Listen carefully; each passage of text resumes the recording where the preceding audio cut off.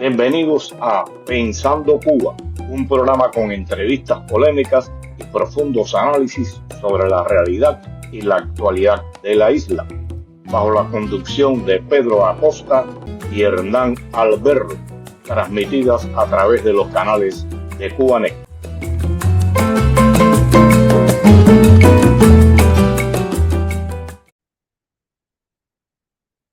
Hola, antes de comenzar el programa de hoy de la manera habitual, queríamos con Pedro aclararles que, bueno, como ustedes imaginan y probablemente saben, muchas veces este programa es grabado unos días antes de ser publicado por las redes de Cubanet todos los sábados a las 5:30 de la tarde.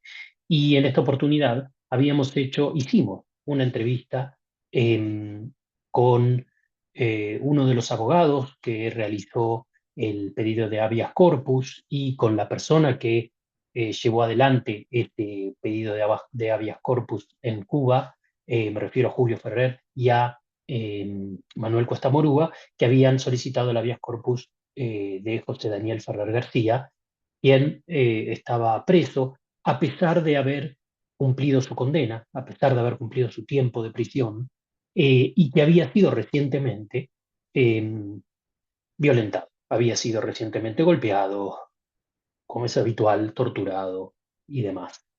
Eh, Afortunadamente, y esta es la buena noticia que tenemos, José Daniel Ferrer García fue liberado como parte de este grupo bueno, en unos días sabremos el número final, pero el anuncio era de unos 500 y pico presos políticos que liberaría Cuba gracias a un acuerdo al que llegó al que llegó con Estados Unidos, con el gobierno de Joe Biden y del Vaticano, eh, como ha hecho en otras oportunidades y como es habitual en estas dictaduras, que usan a las personas como moneda de cambio. ¿Como moneda de cambio de qué?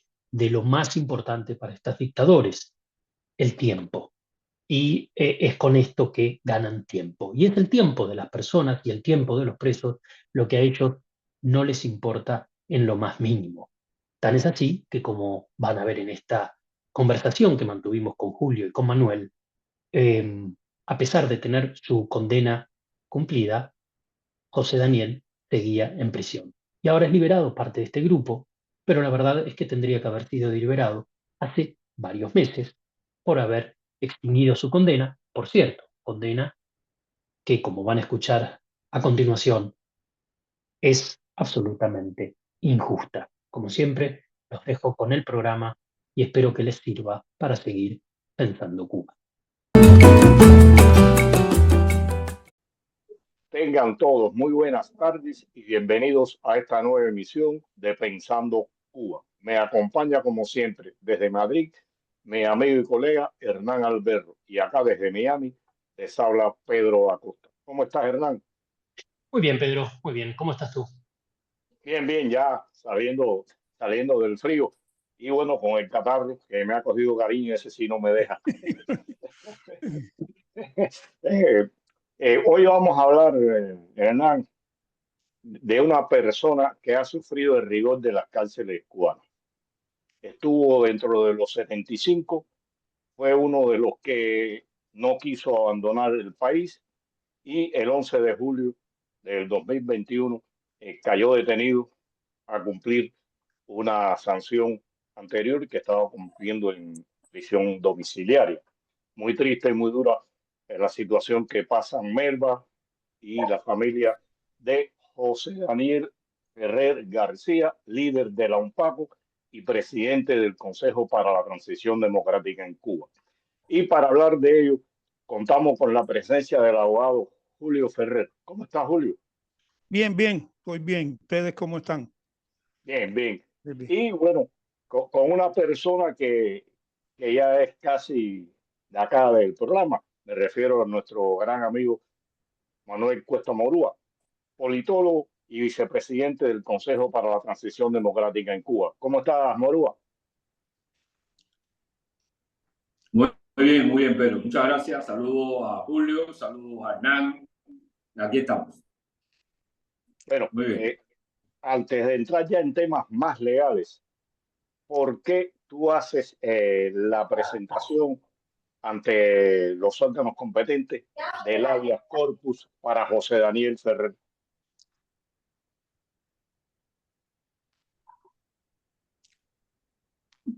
Bueno, gracias por la invitación. Voy a empezar por el lado más humano y político, ¿no?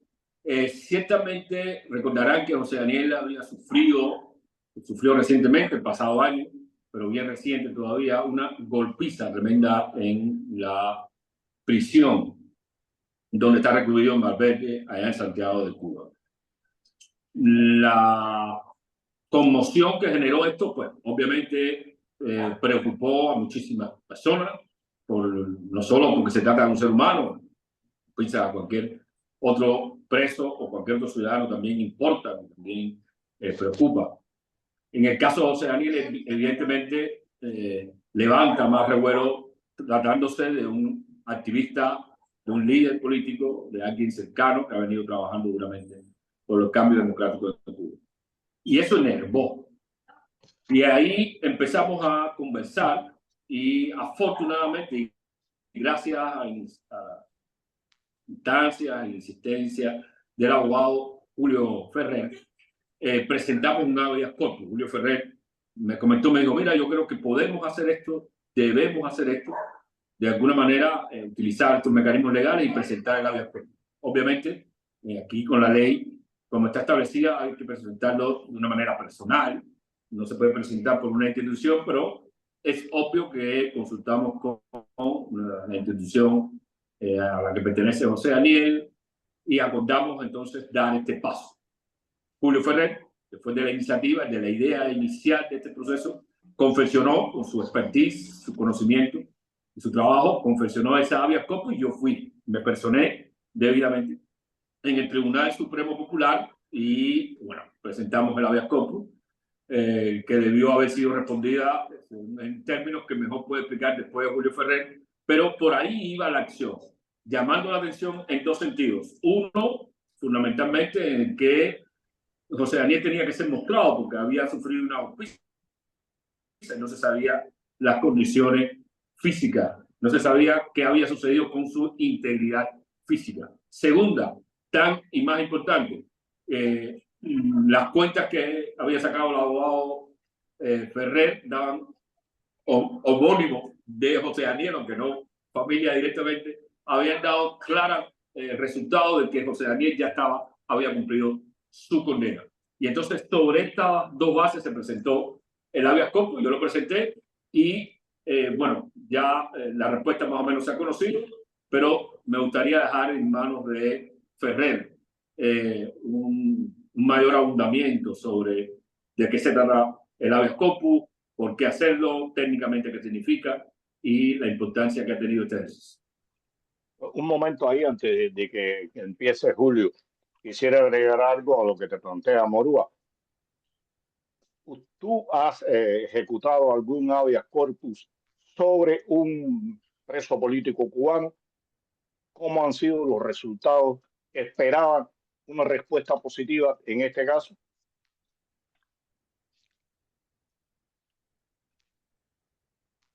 Bueno, en mi caso, primera vez que yo presento un habeas corpus en favor de un preso político o en favor de cualquier persona. De alguna manera esperaba un resultado. Recuerden que nosotros hemos insistido, de alguna manera hemos insistido siempre en el uso de la ley, y eso lo sabe el gobierno cubano. Lo sabe, por supuesto, Julio Ferrer, que ha sido pionero en la idea de que hay que utilizar las leyes en este país. Por lo tanto, yo esperaba algún resultado que, bueno, ya sabemos cuál fue, pero esperaba al menos una respuesta y efectivamente esta respuesta ocurrió y, bueno, espero que Ferrer abunde un poco más de eso. Claro, la misma pregunta, Ferrer, que ha contestado Morúa. Habitualmente tú has presentado habeas corpus para otras personas y cuáles han sido los resultados y bueno, después ya entras en el tema de José Daniel. Bien, ¿me escuchas bien? Sí, sí, perfecto. Ya, yo desde que laboraba en bufete colectivo, que en aquel entonces, bueno, siempre ha sido así, los habeas corpus para las autoridades cubanas es un tabú, para el sentido, incluso para los abogados de la Organización Nacional de Bufete Colectivo. Yo siempre he sido, o sea, pienso que es una herramienta importantísima en el orden jurídico de protección a la libertad personal de cualquier ciudadano contra una detención ilegal o cualquier arbitrariedad de las autoridades que quebrante la libertad personal de eso.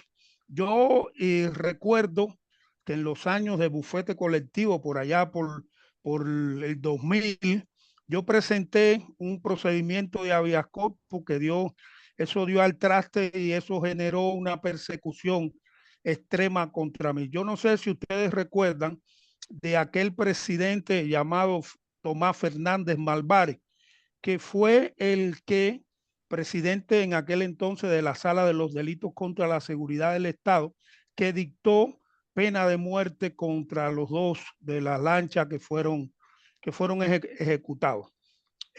Como o sea, están tan acostumbrados a la arbitrariedad, en aquel entonces él mandó a prisión a una persona que yo defendía solamente por un enfrentamiento personal contra mí, porque yo le había ganado otros casos. Yo presenté el habeas corpus ante el Tribunal Supremo en aquel entonces y bueno, resultó en la liberación de esa persona inmediata porque era una arbitrariedad.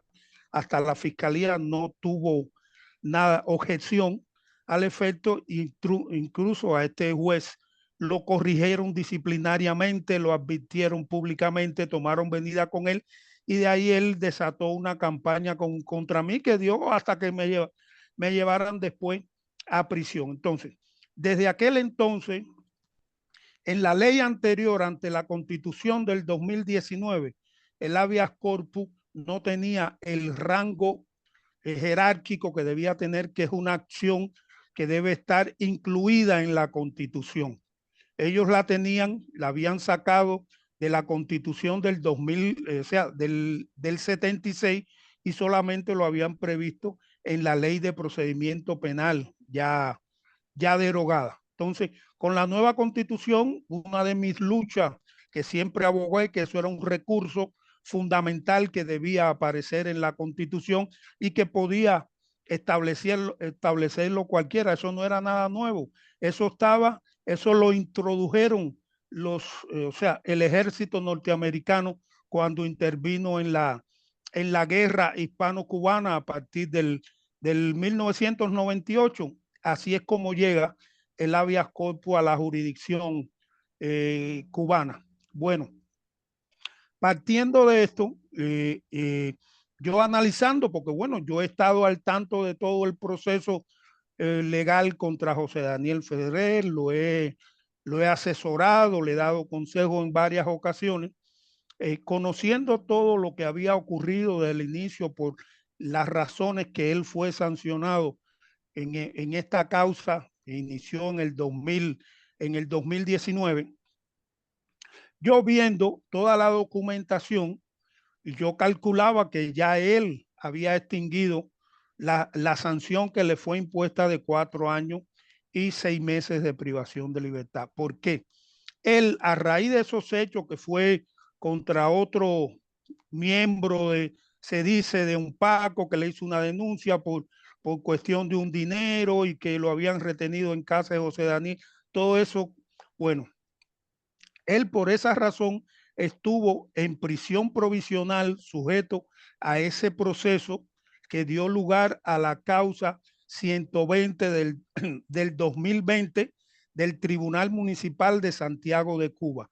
Él estuvo casi medio año en prisión provisional hasta que ese juicio se celebró a mediados del 2020 y o sea, los elementos era todo aquello una farsa, porque de ser hecho, o sea, haberse probado todo ese hecho de que fuera cierta su ocurrencia, a él no le hubieran puesto una sanción subsidiaria ni limitación de libertad, a él le hubieran puesto prisión directamente. Entonces, bueno, como le imponen esa sanción, tienen que liberarlo. Ya. Entonces, a partir de su liberación, el tribunal encargado de la ejecución de esa sanción subsidiaria es el que tiene que citarlo, hacer una comparecencia. Creo que esa comparecencia se hizo en el 2021 y él estaba cumpliendo. ¿Qué sucede? Que a raíz, y bueno, lo habían dejado así como diciendo, está ahí en su casa, ya no se mete con nosotros, está tranquilo. Pero a raíz de los sucesos del 11J, él sale a la calle para unirse a estas manifestaciones, pero no le dan tiempo a unirse, lo detienen a él y a su hijo próximo casi a su casa, no llega a participar y entonces tratan de generarle, de incoarle otro proceso penal que no tenía sustento fáctico ninguno. Y entonces, ¿qué hicieron? Recurrieron, que yo les dije, yo lo advertí de que eso le iba a ocurrir, que es lo que es la práctica habitual de las autoridades judiciales cubanas en esos casos.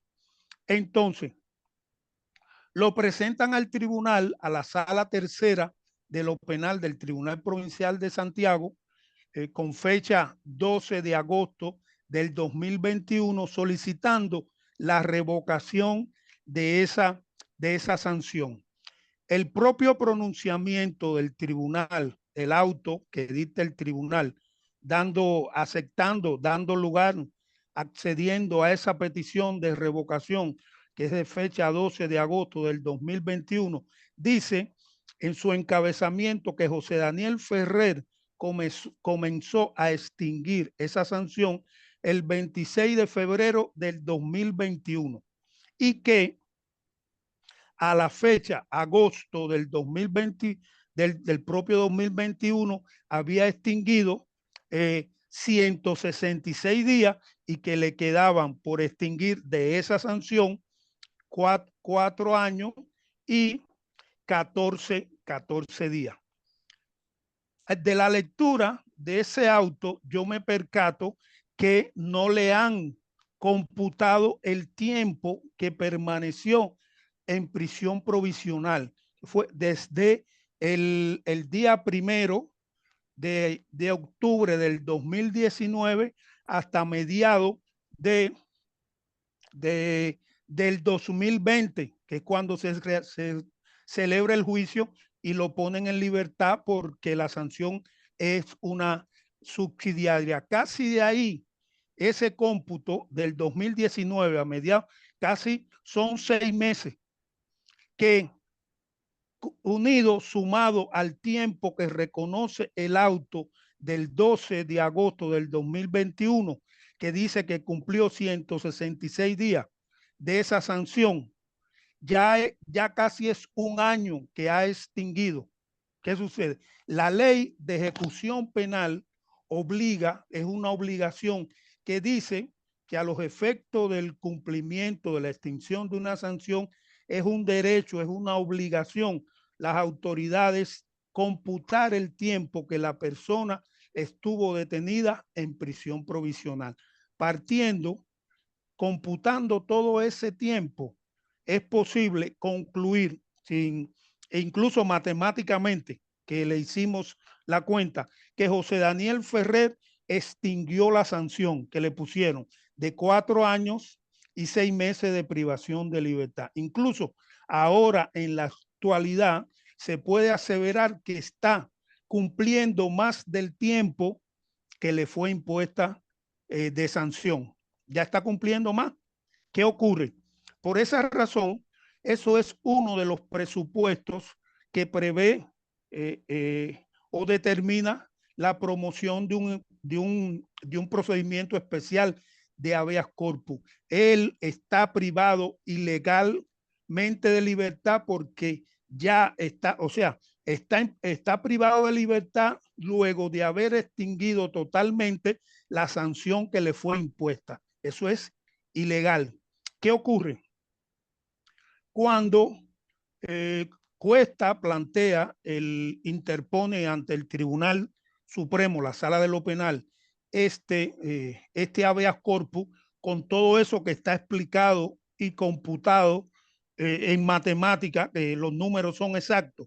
Ellos se percatan que ciertamente existe razón. ¿Qué hacen? El procedimiento de habeas corpus establece al tribunal que va a conocer de esa petición dos opciones claras. Si por la petición, el contenido que lleve esa petición, es posible el tribunal determinar que carece de fundamentos legales y de fundamentos fácticos, debe rechazarlo de plano. Si el documento, la petición, está fundada en elementos ciertos, viables, el tribunal tiene, si decide entonces acceder a tramitar esa solicitud, debe, no es porque no sea beneficioso para nosotros, es que se lo impone la ley, no le da opción de decidir, de no hacer, es preceptivo, es obligatorio, debe citar a las autoridades bajo la cual está detenida o privada de libertad esa persona a una audiencia y determinar, que debe ser en el término de 72 horas, la presentación de esa persona ante el tribunal. ¿Qué ocurre? El tribunal empieza, como hacen, son expertos, o no que sean expertos, están acostumbrados a quebrantar la legalidad. ¿Qué dicen? Que sí, mandan, no dan respuesta, no hacen pronunciamiento, se comunican con las autoridades, con el Tribunal de Santiago de Cuba y empiezan a manejar, le piden toda la información al Tribunal de Santiago de Cuba, el Tribunal de Santiago de Cuba se la envía. Al ellos revisar esa documentación, se dan cuenta que hay razón. ¿Qué hacen? Bueno, esto tenemos que manipularlo de alguna manera.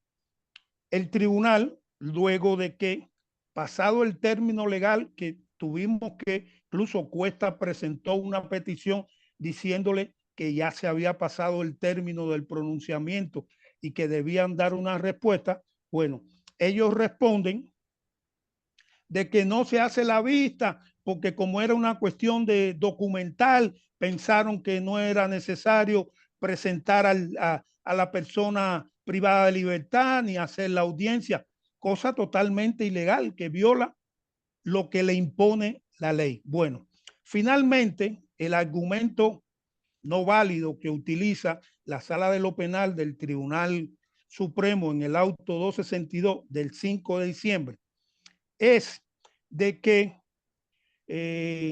la Sala Tercera de lo Penal, cuando dictó el auto revocatorio de la limitación de libertad, José Daniel Ferrer, no dijo que él le quedaba, no le tuvo en cuenta el tiempo del 26 de febrero al 12 de agosto, sino que lo mandó a cumplir totalmente la sanción nuevamente.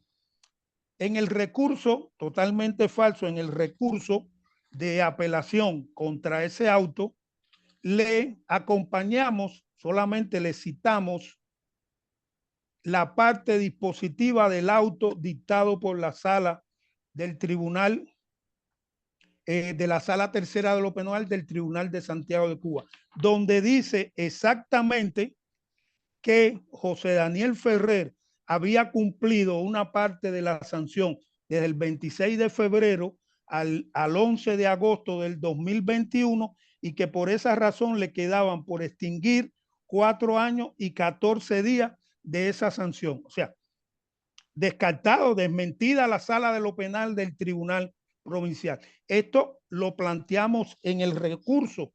Incluso le hicimos los cálculos matemáticos de que demostraban que faltaban a la verdad. ¿Qué ocurre? ¿Qué hace la sala especial del Tribunal Supremo a la que es encargada de resolver este recurso de apelación? ¿Qué dice? Que bueno, que se trata de un error y que ya ese error el Tribunal Provincial de Santiago de Cuba con fecha 3 de diciembre del 2024, lo corrigió y que la sanción, que ciertamente los 106 días de preventiva se le tuvieron en cuenta y que entonces le restaban 3 años, 59 días, que ya eso se corrigió, pero esa rectificación, preguntamos a quién se la dieron, a quién se la notificaron. Por Cuesta, cuando le pregunto sobre este tema, él me dice que él creo que tenía idea de que este documento se lo habían llevado a José Daniel Ferrer a la prisión. Bueno, yo dije, bueno, para conocer ese documento, ¿cuál es la maraña? Porque deberían haberle notificado ese documento a Cuesta, porque 3 de diciembre del 2024 todavía estaba en tramitación la petición de habeas corpus ante la sala de lo penal, ¿me entiendes? Y la sala de lo penal dictó resolución negando el procedimiento de habeas corpus con fecha 5 de diciembre, 2 días después, y no hizo mención ninguna a esta rectificación. Entonces, ahora ellos dicen que no, ¿eh? Dime. Espera un momento, corta ahí, que Hernán quiere abundar en algo ahí, o sea, quédate ahí donde estaba Hernán. Ya. Sí.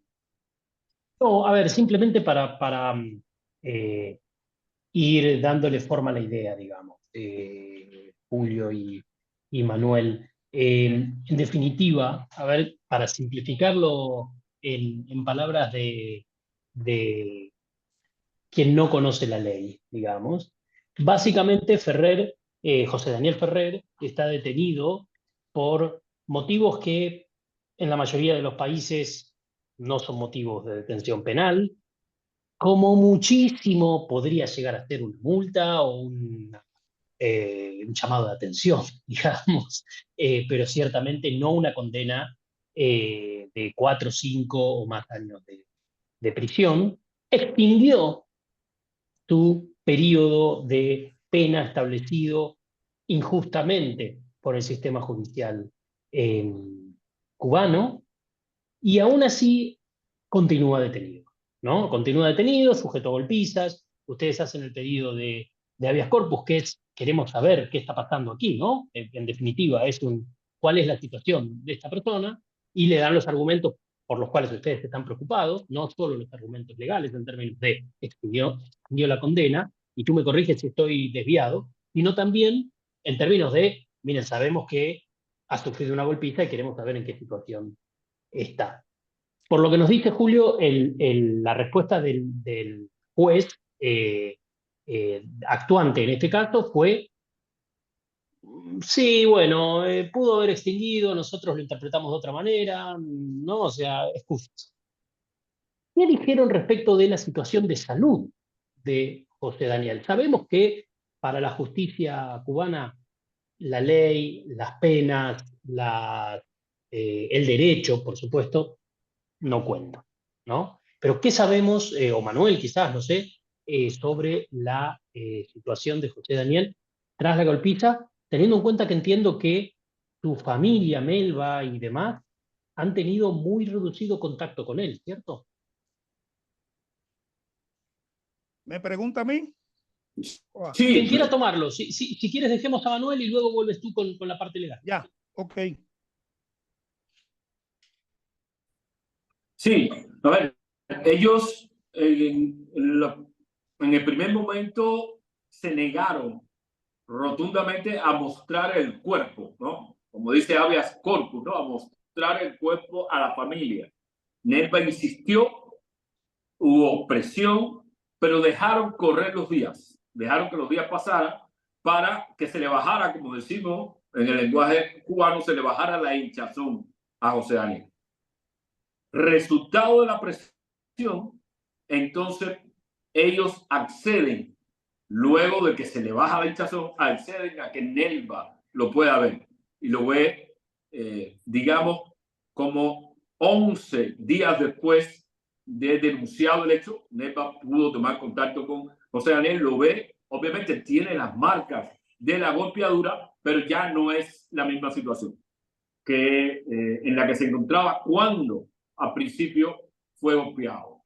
Luego ha podido tener un poquito más de contacto, pero su estado de salud continúa siendo precario porque José Daniel ha ido acumulando en la prisión enfermedades que ya se han vuelto crónicas, ¿no? El que tenía también desde la primera prisión de él, cuando en los 75 se había aliviado, porque, bueno, estaba en su casa, pero ahora se recrudece su dolencia, en ese sentido, padece de migraña, tiene problemas en el deudero, también problemas estomacales, problemas de la vista, serio, y eso, a las cuentas, una prisión se pone un poco más complicado. A esto hay que agregar el hecho de que José Daniel, con la paranoia, digamos, justificada en las circunstancias suyas, porque contra él, como contra otros presos emblemáticos, siempre hay una vigilancia muy especial y muy específica, pues José Daniel se niega a alimentarse de la prisión. Solo se alimenta la familia. Y la familia lo que le envía, ¿no? De alimentación, acumulado en las bolsas que se llevan a la prisión. Y eso, por supuesto, complica un poco más su situación de salud. Él manifestó no hace mucho a Nelva, ella lo declaró, lo dio a conocer, de que se sentía físicamente mal, pero que a la propuesta de salir de prisión para abandonar el país, él respondía rotundamente que no, que él permanecía en prisión. Así que eso es lo último que sabemos.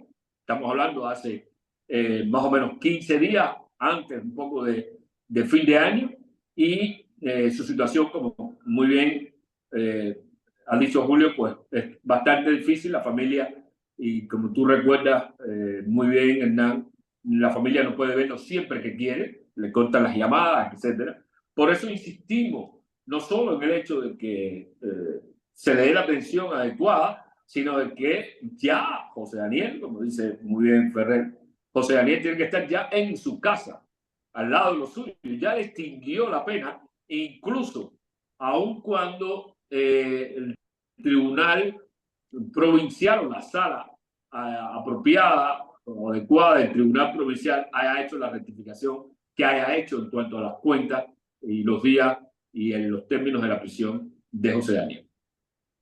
Julio, es común, es normal que se deseche, que el tribunal no tenga en cuenta el tiempo de prisión preventiva y el tiempo que José Daniel estuvo en su casa cumpliendo parte. ¿Eso es común o eso se aplica en este caso a José Daniel o a otros presos políticos? ¿Y qué acción legal quedaría por acometer ahora? O sea, no es común, o sea, porque la ley obliga, es un derecho elemental reconocido, yo creo que en todas las leyes a nivel mundial, y históricamente eso es algo que es un derecho del sancionado. Todo ese tiempo que estuvo privado de libertad o sujeto a una sanción privativa de libertad, a una medida cautelar de prisión provisional, se le ha de tener en cuenta a los efectos del cumplimiento de la extinción de la sanción. Eso lo establece, es un mandato legal, lo establece la ley 143 del proceso penal y su reglamento. O sea, eso está establecido. ¿Qué sucede? En el caso de incluso otros presos políticos no han sido privados de ese derecho que yo conozca por manera. En el caso de José Daniel Ferrer lo sabemos la posición que ha asumido José Daniel Ferrer, que ellos pretenden doblegarlo. Entonces, el hecho de reconocer esto, ellos lo verían como una victoria en el orden político, que sería nada más que la aplicación de la ley hecha por ellos mismos y el reconocimiento de un derecho que tiene la persona que está privada de libertad, que lo establece la ley de ejecución. Entonces, en el caso de José Daniel Ferrer, el propósito es seguirlo hostigando, tenerlo sometido. Ese es el propósito de no tenerle en cuenta ese tiempo que él estuvo en prisión provisional. ¿Y qué pasos legales quedaría? Porque, bueno, el dios Crono nos está marcando. Sí. Y, bueno, queremos, ¿qué acción legal se puede acometer ahora, Ferrer? Acción legal, para cometer acción legal, ahora pienso que debemos contar de manera imprescindible con la colaboración de los familiares que están más cercanos a él o que se relacionan con él, que están allí en Santiago, especialmente su esposa, para conocer todos los detalles. Incluso aquí el tribunal, la sala especial, ha dado una información en su resolución que no sabemos si es cierta o no de esta supuesta rectificación, y que si eso fue notificado, a quién se lo notificaron. Entonces, en correspondencia con eso, es que es posible evaluar las opciones desde el punto de vista jurídico para poder acometer en favor de él en el futuro alguna acción legal. Morúa, que bueno, el tiempo nos está cogiendo. Desde el punto de vista político, ¿qué acción pudiera acometer o qué acción, si es posible decirlo por acá, el Consejo para la Transición Democrática con relación al caso de José Daniel? Disculpe, sí. Lo que corresponde y vamos a hacer ahora básicamente es denunciar en un comunicado nuestra posición respecto a la última respuesta que da la Sala Especial del Tribunal Supremo Popular, donde habla de una rectificación que nadie conoce. Y vamos a juntar toda la documentación, porque con esa documentación, que vamos a hacer toda la presión política del mundo, vamos a tratar de recorrer parlamentos específicos, empezando por el Parlamento Europeo, con esa documentación técnica, porque hay instituciones que siempre exigen el rigor de la ley, para con eso darle reimpulso a la campaña Amnistía 2025 que el Consejo está empujando. Porque defender bien el orden legal en el caso de José Daniel va a tener un impacto positivo también, creemos, respecto a los demás presos y presas políticos que hay en Cuba, en cárceles que no reúnen las condiciones para que ellos estén ahí en ninguna instancia. Entonces, eso es lo que vamos a hacer desde el punto de vista político en el Consejo. Vamos a seguir con la asesoría, obviamente, de Julio, que le vamos a pedir, y vamos a insistir con Nelva y la familia para que acopien todos los detalles que son importantes desde el punto de vista legal para presentar otros recursos legales que puedan ser presentados, no sé si a la Fiscalía. Julio nos dirá en el camino cuáles son las cosas concretas que podemos hacer. Pero con el caso de José Daniel, damos reinicio a la campaña Amnistía 2025 desde el Consejo para la Transición Democrática.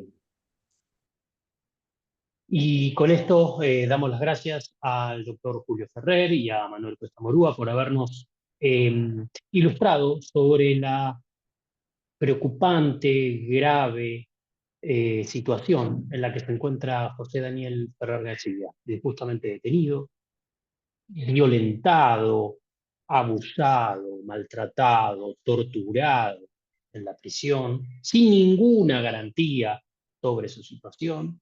Y cuando se pide respuesta, no solo por su situación de salud, sino también porque extinguió la condena que la justicia cubana, que se la puede llamar así, decidió darle, la justicia no responde y dice, sigue adentro.